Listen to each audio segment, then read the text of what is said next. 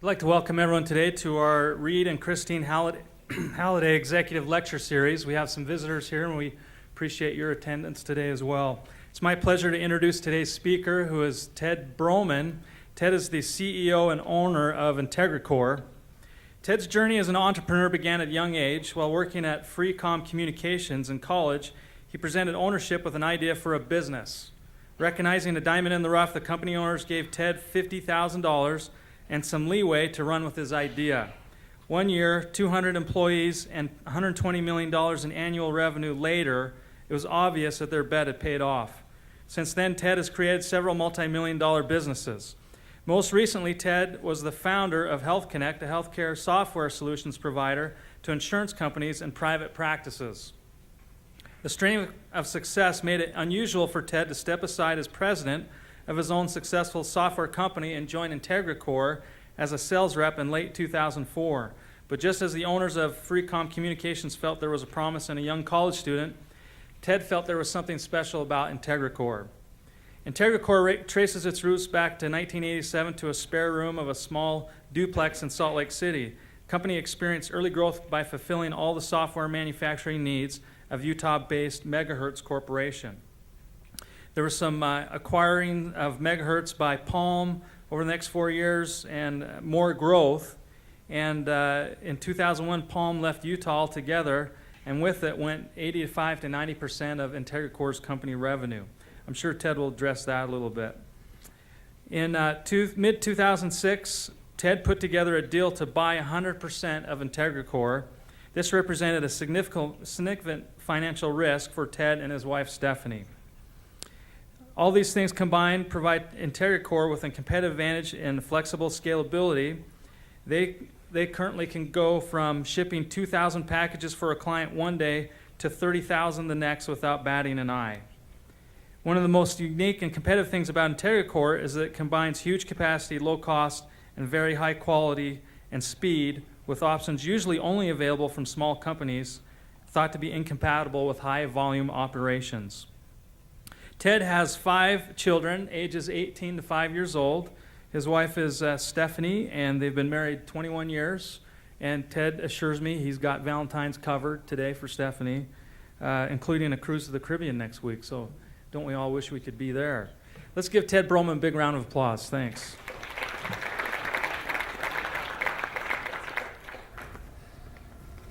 I'll have to stay away from that thing. Well, welcome. Hey, I commend you on your choice to pursue an education. I think it'll be one of the best decisions you make in your life. I think it's something you'll never really regret. I received a bachelor's, a BA, a Bachelor of Arts in accounting, and then I went back and received an MBA at the University of Utah and just loved it. It's one of the best things I've ever done. So I commend you for that. While I was going to school full-time, I also worked full-time.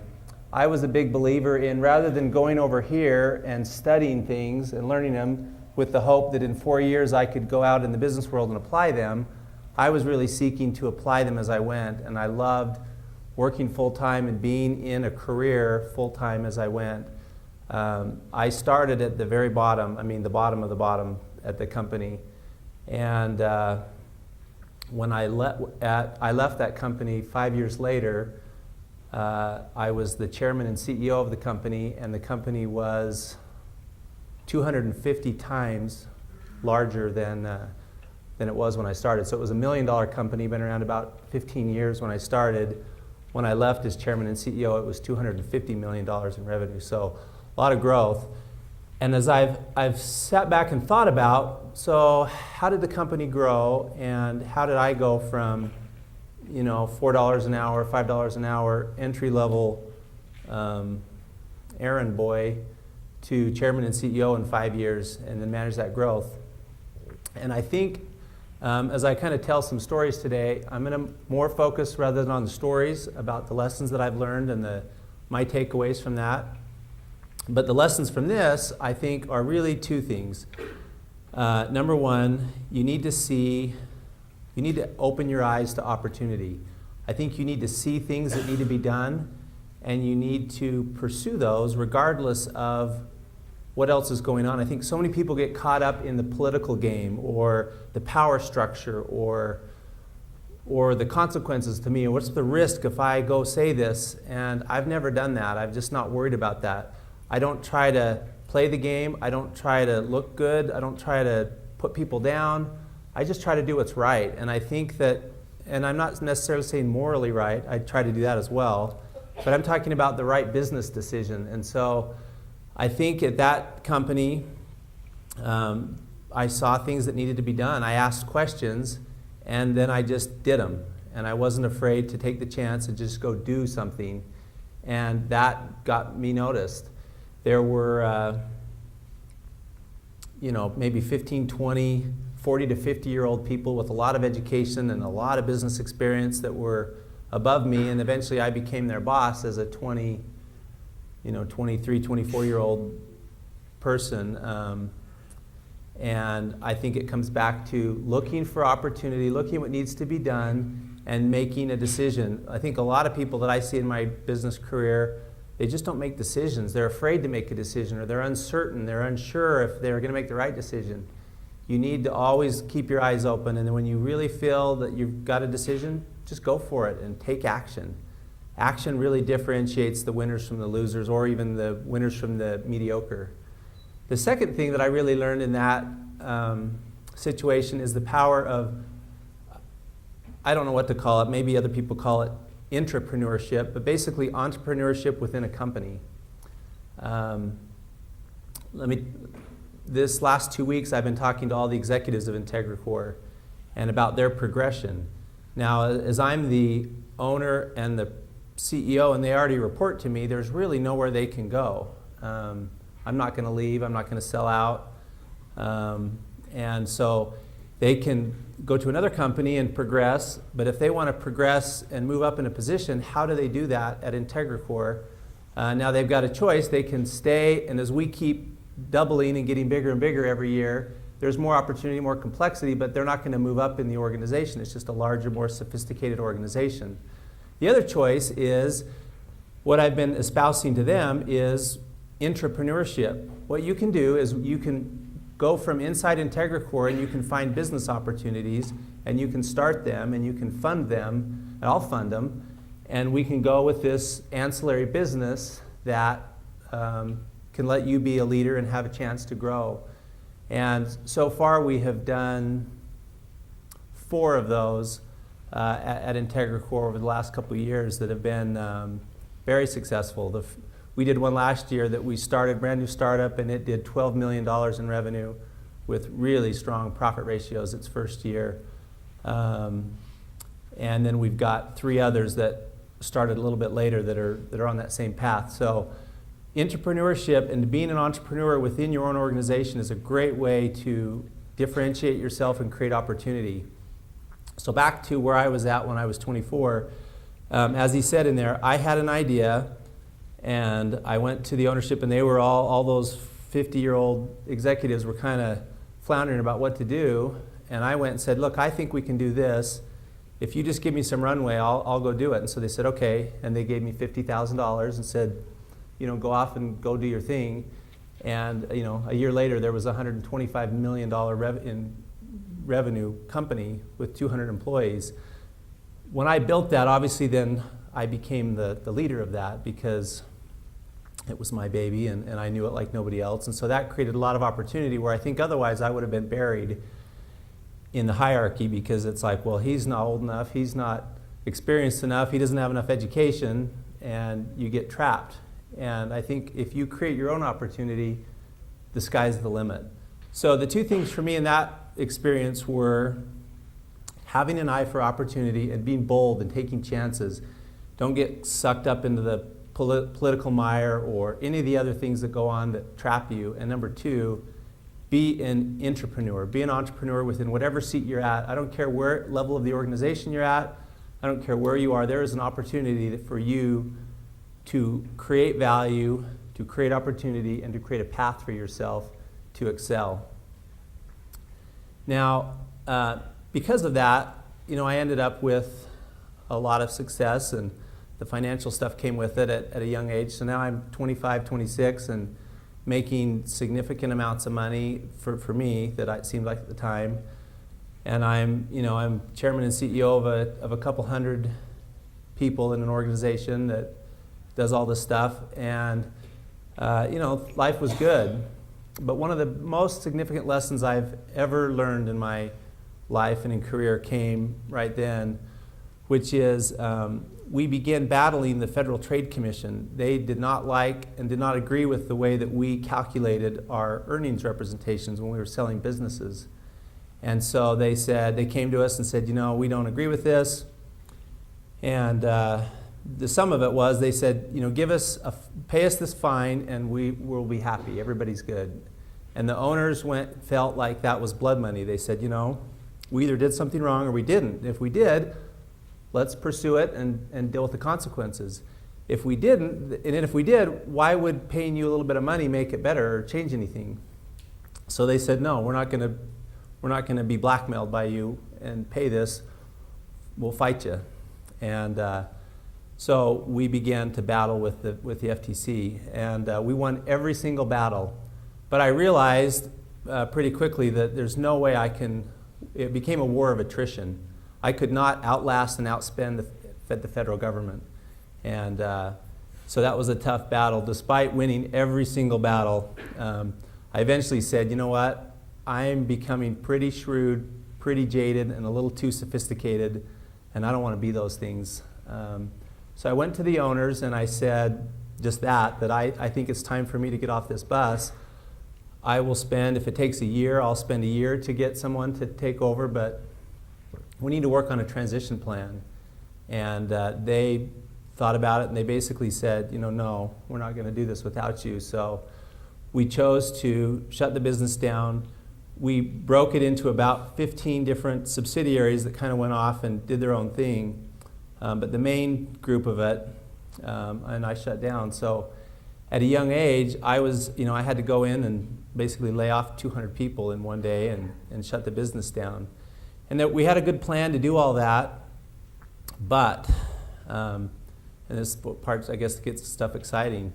We were probably the largest merchant processor, credit card processor in the Intermountain West. We did about $15 million a month on a credit card where people were paying us credit card for stuff. And First Security, now Wells Fargo bought them, but they used to be called First Security, was our primary processor,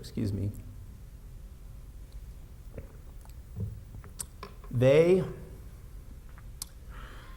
got scared. They saw that this happening, they panicked, and basically they did the largest land grab you've ever seen. They grabbed every past bit of money, every current bit of money, and every future bit of money they could, and they seized everything they could grab.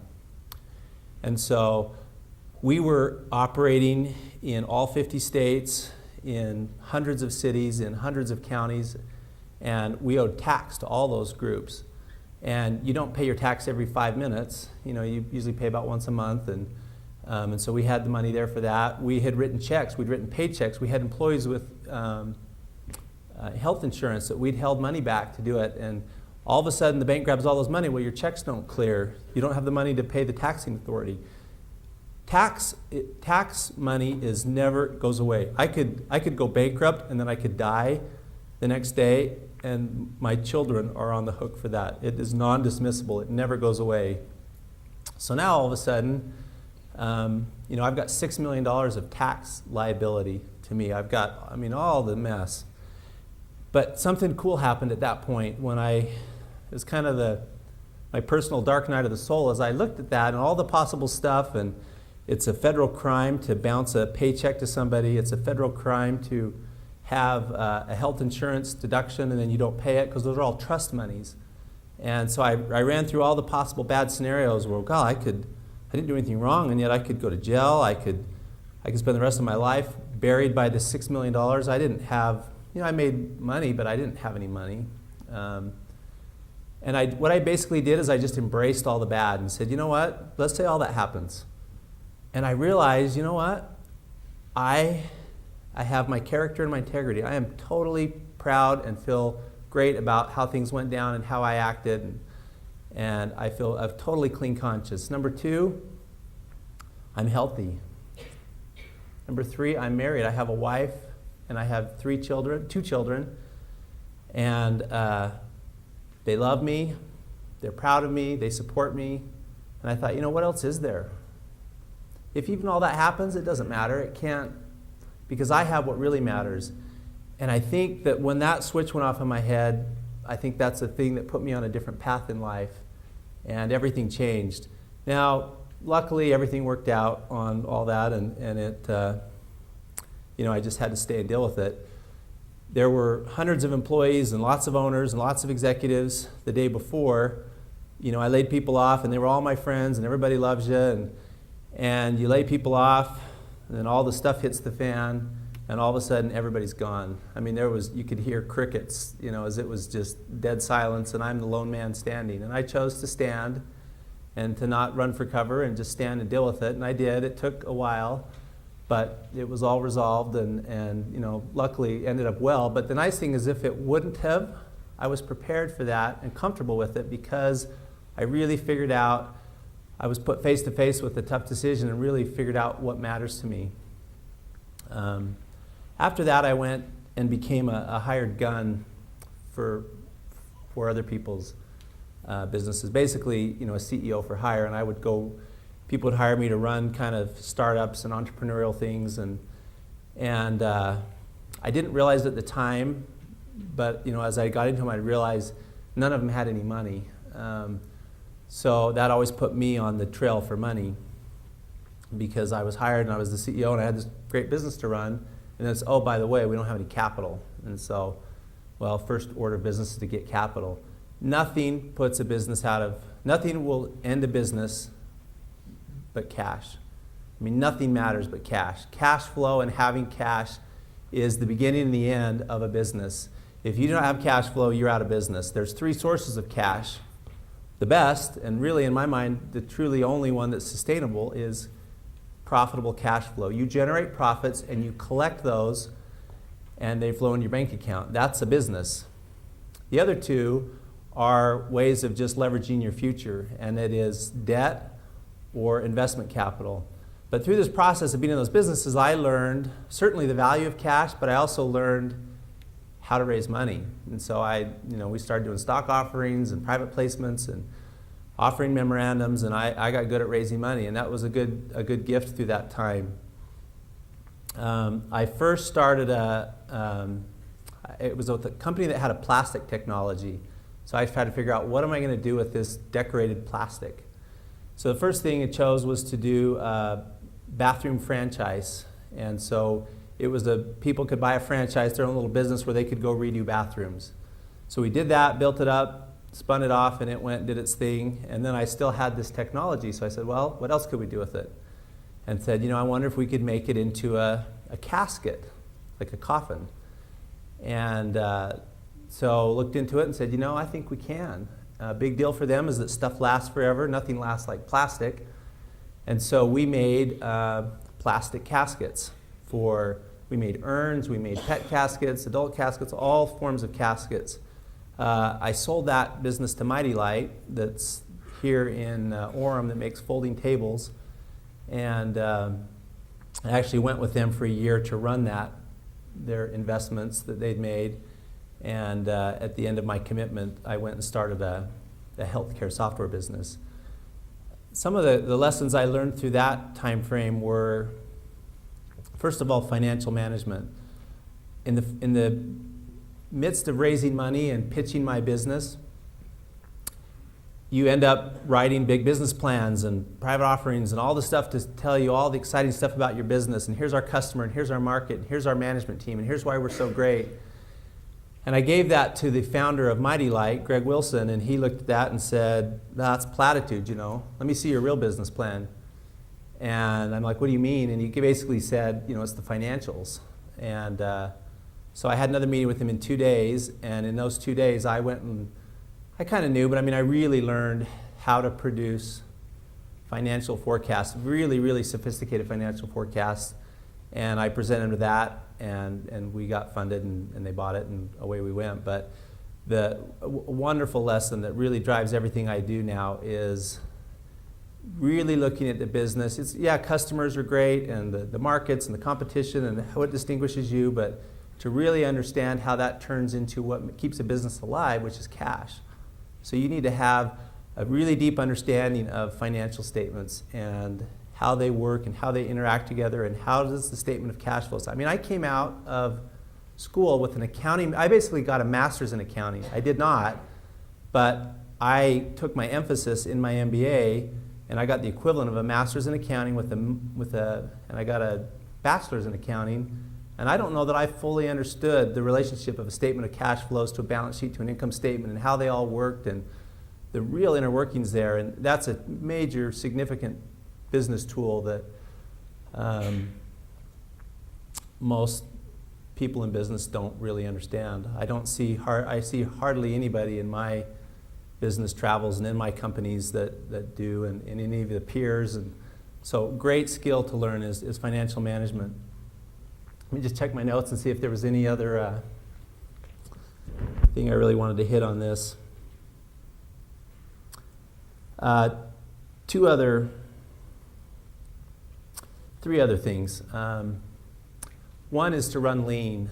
When you're on, I think even when you're cash flowing and you're running off clients, and meaning you're generating your own cash, it's still good to be lean because it always gives you more flexibility. I'd say the same thing in your life.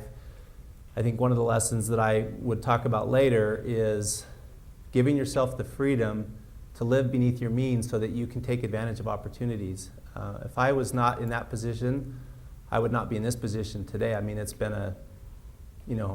probably been hundreds of millions of dollars to my personal net worth by that one principle, that I was able to live beneath my means, so it put me in a position to be able to take opportunities as they came. And I see most people, they don't. They're trapped and they need a big paycheck and they have all these expenses and these appetites and they just spend, or they get a bunch of debt and you're just trapped. And so you can't ever become an entrepreneur. You can't take certain opportunities, or you can't take the right job offer, even though, because look at the upside on this, you go for the big money today because you need it. You're trapped by that. So I would say personally, live beneath your means, and as a business, especially one that is operating on debt or investment capital, you need to be lean and you need to find a quick path to profits. I invest in a couple businesses now that I think they're not ones that I'm in control of, or this wouldn't be the case, but they're a little sloppy on that, and it's a big difference. I think those are sacred funds. When someone's lent you money or invested in you, every dollar to me is sacred, and you better guard that, and you better spend wisely, spend very limitedly, and guard the cash, and then very quickly find a path to profits. The other two things that I learned during that phase that I think are really significant, and this one I probably try to implement in our compensation principles at IntegraCore, and I don't know that they're greatly embraced and received or not, but I believe it's a significant boon to me, is I always want to be overworked and underpaid. A lot of people are like, why would you want that? I want to be the opposite. I want to be overpaid and underworked. Because I want to be overworked and underpaid, because that always tips the balance in my favor. I'm always in control. So I go to an employer, I'm this 26-year-old kid, I have this idea, and I put it out there, and I'm like, I dare you, fire me. I mean, there's no way you could replace me. Nobody can work half as hard as I do for even 20, 30, 40% more money. And I love that because it gives me such leverage and such strength. And I don't ever try to lever that with my employers, but it gave me confidence. It gave me power and strength for me to do what I felt was right and to make bold decisions, because I was not afraid of my shadow. I was not trying to protect my job. I wasn't worried. I always had absolute confidence in my ability and my position in the company, because I was always overworked and underpaid. So that may sound a little contradictory or not what you're really hoping to do by going to college, but I think that's some of the best advice I could give you, and it's really paid off well for me. Excuse me, including IntegraCore. When I chose to come here, word kind of got out that I was looking to make a change, and I had some really cool offers for double, triple, quadruple what the offer I got at IntegraCore was. I came to IntegraCore as a salesman, at about 30% of what I was making doing my thing. And I hired someone to replace me, getting a little bit ahead of myself, to run my software company, and I went to work at IntegraCore as a salesman. But again, that one decision, because one, I was able to live beneath my means, and I was able to take a 60, 70% pay cut and be okay. And number two, because I had that vision and did it, I was able, I mean, it was just, again, a $100, $200 million payoff to be able to do that. The second thing I learned in that phrase was to be your own CEO. It doesn't matter where I work or where I work for. If I work for a government, an institution, a charitable organization, if I work in a business that I own or I just work there, from now on I'm self-employed. I work for myself and I'm the CEO of TED Inc. And so if I'm not making enough money, if my working conditions are poor, if I don't have enough opportunity, it's nobody's fault but my own. It's none of the boss's fault or I don't have an opportunity. I work for myself, and so I'm going to create my own destiny. Now, my personal consulting firm is engaging with this company, and I'm set to do these tasks, but it changed everything to be able to say, I'm in charge of me. And it isn't that this is a crummy place to work or I don't make enough money. I took personal control and personal responsibility of my career. And by perceiving myself to be self-employed, even when I was not, it created significant opportunity for me. And just in one way, for example, a lot of times I have employees come and they're like, well, you know, I've been here a year, I've been here 3 months, 9 months, fill in the blank, and it's time for more money. And I try to think, well, why, picture if you had your own lawn mowing business. So you go out and you start mowing people's lawns, and then you show up to your customer and you say, hey, I've been mowing your lawns for 3 months. It's time to charge you more because it's been 3 months. I mean, they're not going to go for that. You have to add more value, or the competitive environment has to change such, or no one's going to pay you more money. You're not going to go pay more if you've been buying hamburgers at McDonald's for 6 months, and all of a sudden they said, oh, it's 6 months since the first time you came in here, everything just went up 20%. But that's the way employees think, but that's not the way the rest of the world thinks, and so it's a real skewy thing. But if you're self-employed, you got to think, how can I charge the customer more? Well, I can add more value, I can get more competitive, I can do these extra services, and then you go to the customer, now they want that, and you charge more. Well, it's the same thing for you as an employee. You have to do those things, but you really need to perceive yourself as self-employed to, I think, have that opportunity. Eventually, after, sorry, it's hard to see my watch. After I left Mighty Light for a year of running their investment, I went and started a series of software companies that were in healthcare. And different thing to go from heavy manufacturing to software, but at the heart, every business is the same. I don't care if you run a law firm, if you run a manufacturing company, software company, a services company, sales company, car dealership. Every business on the planet is the same. They exist for one thing, to attract and keep customers, and to do it profitably. So really attract and keep profitable customers. That's a Peter Drucker thing I stole. But that is really, there is nothing else that a business does. It attracts and keeps profitable customers. Lots of different ways to do it, but that is the purpose of a business. So it's really fundamentally, as you shift from business to business, industry to industry, it doesn't matter. It's all pretty much about the same. You're doing it differently, but you do the same things. So I went and started first one business that we did private health information for students and young people that were exercising, and it was a way through schools to have these gyms, and we built all the software, and then we did it up front, and then they were going to owe us the money. And when it came time to pay, they defaulted and said, well, we're not going to pay you, and we can't, and we don't want to. So we just, it was like $7 million they owed us. And so we chose to litigate, and thought it was an absolute open and shut case, as clear as could be that they absolutely owed us the money. And so I learned, lawsuits, everybody loses. They're just a disaster.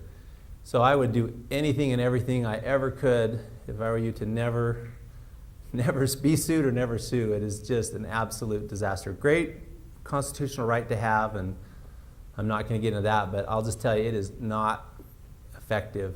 So open and shut case, $7 million, and boy, they just threw up so many smoke screens and clouds, and then we finally went to judgment, and we were going to get the judgment the next day, and that day they had a grand jury indict them, and they got shut down, and I think eventually I got about a half a penny on the dollar, or a tenth of a penny on the dollar from the trustees 7 years later. That the trustees just sort of milk everything down, and there was actually enough money there that we could have got probably most of our money. By the time we went through the process, we didn't get any money. We got a couple $100 or something instead of my $7 million. So that is the end of that journey, and I went and started another one that did back-end health information for insurance companies, doctors' offices that processed claims and did that. And great business.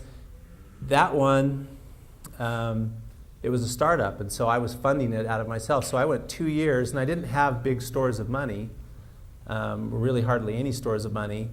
So I went 2 years without a paycheck. And not only that, I was putting $5,000 to $10,000, $15,000 a month.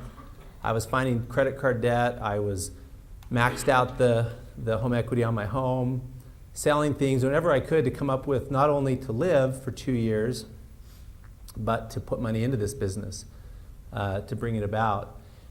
And I learned a great lesson there. So I've had years where I've made heavy 8 figures, for year after year of good money. And I've had years where I've gone in absolute near poverty, and gone where I'm getting hundreds of thousands of dollars in debt without any income or any assets to cover that. But here's the thing, life isn't any different in any of those scenarios. I realized, you know what, I've had lots of good money and success, and then I've had it go away, and I've gone through really tight times, and then I've had it come back in big ways, and then go away and come back in big ways. Life is the same. Money's great, and things are great, but it really isn't that big a deal. And my life fundamentally is not different. You don't really even operate differently. You do the same things. And so you think, well, what matters then if it's not money? And for me, I think I discovered a couple things that really matter. Again, I had this lesson in one form with all that, when the bank grabbed all that money and I saw all that bad stuff potentially happening. But then I learned it again in this way to realize, you go through seasons in life, and businesses go through cycles, and everything in life cycles. But when you're in a winter and it's kind of a scarce time, you just, one, have faith, because spring is coming, and there will be a comeback, and things will come back. But two, even when you're in the bad part, it isn't that different. And so don't put so much on the trappings of success. As I've gotten some entrepreneurial awards and other business awards, they ask you a lot of times about these things. And I've realized, you look at the trappings of success, a lot of numbers on a bank account, big buildings that you own. You'll see our building, if you go on that, it holds 11 football fields, that building I own there. And so big buildings, lots of cars, lands, house, that stuff's fine. But those are the trappings of success, but they really aren't success. It's the relationships. It's the people you know. It's the people you serve. It's peace of mind that you feel that when at the end of the day, if you stand there, you know what? I've done a good thing. I'm happy. I have love in my life. I don't know what it is for you, but I doubt it's money. And if it is, then, that's something I guess someone can take away from you, and I don't like that. And as I've gone through 2 real bad cycles of this, I've realized it isn't money for me, and I don't think it is for most people. And that's really encouraging, because those other things can't be taken away. And so that was the second lesson I learned through that phase. And I think that as I then left, and I hired a CEO to run that business. The beautiful thing is it took off at that point. Probably as soon as I got out of the way, or it was just timing, and it reversed its fortunes and started putting, it just started throwing off just gobs of cash. So that was awesome. I went to IntegraCore and started in this low position, and within about a month I was the CFO there. Another month after that I became the sales manager. Another month after that I became the general manager, and then like another month the COO, and a few more months the president. And then we've grown 80 times since then. So we've gone from about 20 employees to 2,000, somewhere between 1,500 and 2,000 employees. And then 80 times the revenues we had. And after this year it'll be 120 times 130 times the revenue. So a lot of growth because I was able to take that opportunity. I realized along the way, I never thought of myself as an entrepreneur. And I think now that I probably think I am. And so I think, what does it mean to be an entrepreneur? First of all, I think it's an abundance mindset, that you really believe there is absolute abundance in the world, and you just got to figure out how to tap into it. Number two is to be a creator. You're always looking for ideas. You're looking for ways to make things better. You're asking questions. What if? Why not? How could we? What if we did this? And that really creates a lot of opportunities. The other thing, back to those experiences with money and some of that, is you realize I don't have a lot of attachment to things. I have a lot of things, and I really enjoy them, but I'm happy to put my chips on the table over and over and over again. When I bought this building, it was a big risk. It's a $20 million building, and that was a big step for me at the time. And a lot of my executives were like, "Why are you doing this? You could lose everything." And I'm like, so why not do this? This is the right thing to do. And so I think a lot of that comes from, I like my stuff, but I don't care if it goes away, because it's not really what matters. It's my relationships, my integrity, a lot of those things inside me. So I think that helps be an entrepreneur. You're not attached to things. You have an abundance mentality. The other one is you're not tied to a paycheck. It's crazy how many people have really good ideas or this entrepreneurial bug, and they won't leave their job. They won't give up the paycheck. Or they're like, well, I have benefits at work. I mean, I respect that, but the way I'm wired, I'm like, that's the stupidest thing I've ever heard. Who cares about that? There's ways to get benefits. There's ways to find those things. And so I think entrepreneurs are not tied to the security. I don't have a strong security orientation, and I'm willing to just put it on there and lose it. I don't have a scarcity mentality. I believe that there is, let's say in 1970, they said that we were going to run out of oil in 5 years. Well, we're still not out of oil. You came up with the fuel injector. You come up with new technologies. Now they find ways to turn rock and shale and other stuff on the ocean floor into oil. Scarcity plus human potential and capacity is absolute abundance. There is no such thing as scarcity. When you put the human mind and our abilities to that, we can create anything and we can do anything. And I believe that, and that, I think, drives my entrepreneurship. And the last thing probably of entrepreneurship is that I believe, again, the great traits are inside you. If you're going to go start a business, it isn't what's on your balance sheet. It isn't your resume, the things you've done.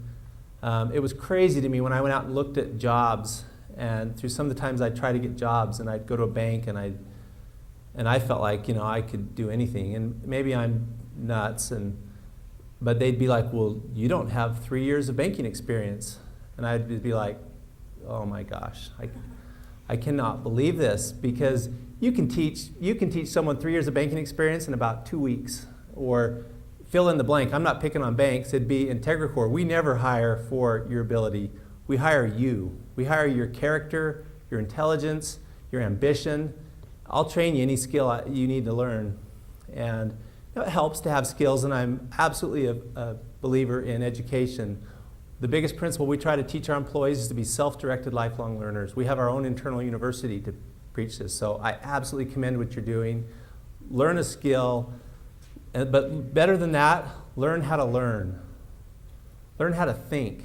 That's really what you're here to.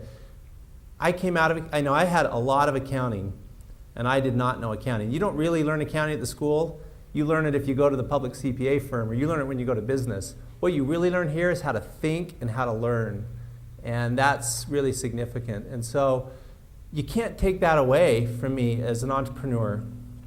It isn't my balance sheet. It isn't, if I lose everything, I'll start over and I'll be back in a couple of years, because it's your ability, it's the stuff in your head that is the real value.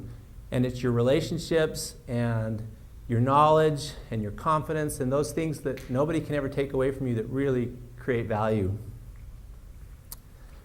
So we're going to end in 5 minutes. I'll just maybe wrap it up really quick with my grand takeaways from all my stuff, and then open it up for questions if we have any. So therefore what? And what's some things you can do to maybe prepare yourself, or what's the things that I think that I've seen through business? I've owned 14 different businesses. I own 8 right now. IntegraCore is the largest of them, with a couple thousand employees. We have operations in Atlanta. We have 3 operations in Salt Lake. We're in Sydney, Australia, Hong Kong, and Mexico City.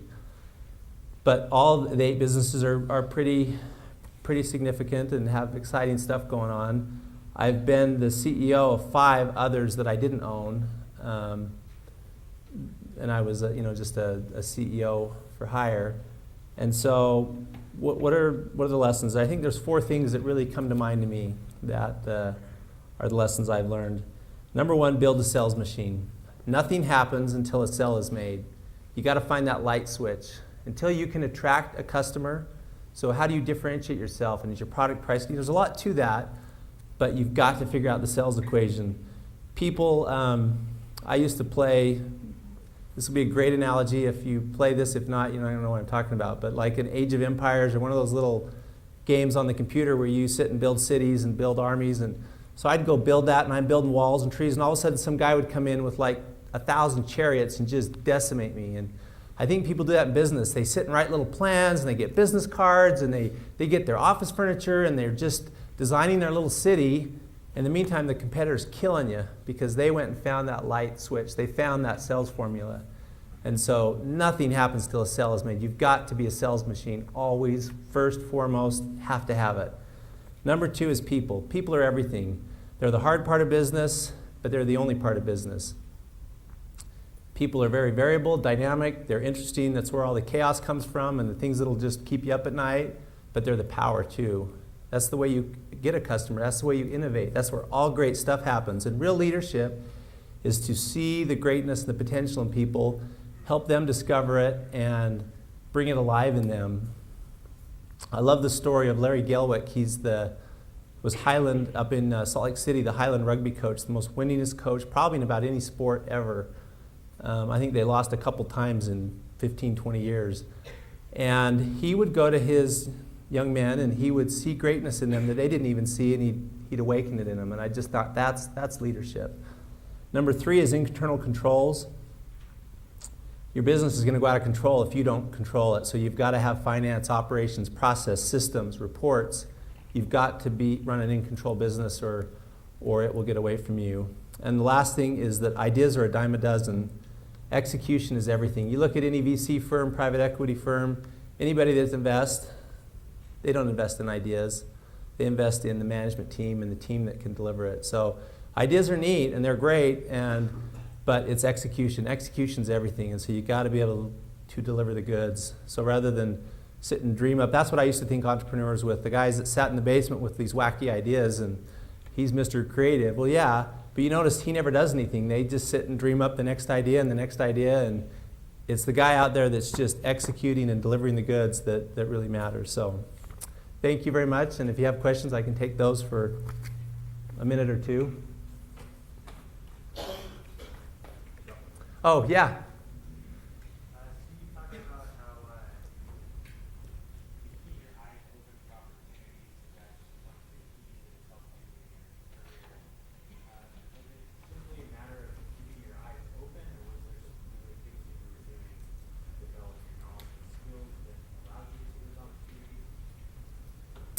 I think, probably to be fair, there's probably a lot of that. You know, nature versus nurture. I believe, and I have some leadership traits. If we would have had time, I would have gone over. But one of the biggest ones is to be a seeker and a learner, and to do that because I do believe learners are made. They're not born. But I do think there's some stuff that's probably was just in me to look. But I would say you got to be a student of life. You got to be learning, reading, seeking stuff, and you're going to make cross comparisons as you learn that. You're going to see. The biggest one is just to ask questions. There's a book that's a real simple little book, but I think it's really significant called QBQ, the question behind the question. If you ask yourself 5 questions on anything, you know, you walk into this university and you're like, most people just walk into university and they walk down the hall. I would walk and say, you know, I wonder why they did it this way. I wonder why they have this many lights on. I wonder why people are sitting there. I mean, just ask yourself questions. I think the answer is always in the questions. I tell my employees that it doesn't matter what the issue is, you just got to ask better questions. If you ask the question, you'll find the answer. So I think probably there's some of me that just had my eyes open, and it's not fair to say, well, I did these 5 things to learn that skill. But I think to be a student of life, to be a reader and seeker of knowledge and read a lot of books, and I think to ask a lot of questions, really good questions. And not like, let's say that you want to get about weight gain. Why am I so fat? Well, you know, you'd say, well, because I'm a pig. Your subconscious is going to fill in a dumb answer. But if you ask an empowering question like, how can I be lean and fit and healthy and live the way I want to do, you're going to get a different answer. So ask yourself really good questions. And I think powerful questions lead to that discovery. You have a required reading list for all of your employees. What are some of the things on that and why do you do it? Well, because I believe in being a self-directed lifelong learner. I think that's the greatest gift I can give employees. We do have 8 books that every employee has to read, and then in addition to that, we do a book. It takes us about 2 or 3 months to get through them, so we've gone through a lot of great books. A couple of the ones, you know, and there's a very local focus on this, which I've tried to avoid, but I've read hundreds of books, and I do Audible. I think audible.com is just an amazing resource that I pound through a ton of books in my car. I've gotten to where I can listen at 3 times the speed. It sounds like the Chipmunks, but it sounds great to me because I've just acclimated. But Good to Great is a significant book. Built to Last, both by Jim Collins. I think Jim Collins' other 2, I think he's got just 4 incredible books. They're very almost cliche because they're so popular. People always drop Good to Great, but all 4 of Jim Collins' book, How the Mighty Fall and Great by Choice are the other 2 significant books. The Covey books. I was determined to not like Speed of Trust because I felt like he was riding on his dad's coattails. One of the most significant books on the planet. I think Speed of Trust by Stephen M. R. Covey, I guess. And then the Covey books. We have Crucial Conversations and Leadership and Self-Deception. That's probably 8. We have those 8 that everybody requires. And we do it because we have drawn from those in our culture, and they give us a common language and a common framework to communicate and understand each other. And I think they kind of kickstart people to become lifelong learners. So those are those, and that's why. So thank you.